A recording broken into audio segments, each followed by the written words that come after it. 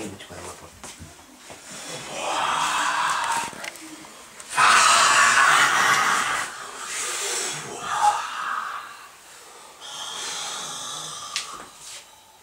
Vamos, Watson.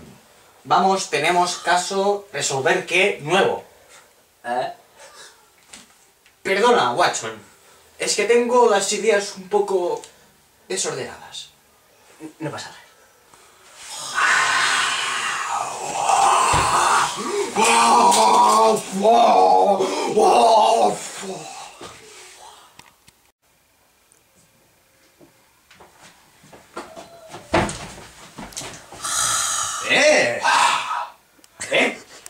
Se da el paso, ¿eh?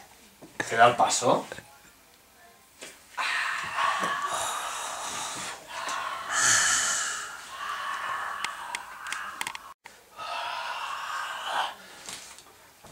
Sí, mira, me he hecho una perilla triangular para poder pasar por delante de todos.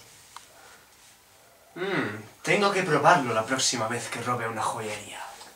¿Decías algo? No, bueno. No pasa nada, tranquilo. No me conviene que lo sepáis.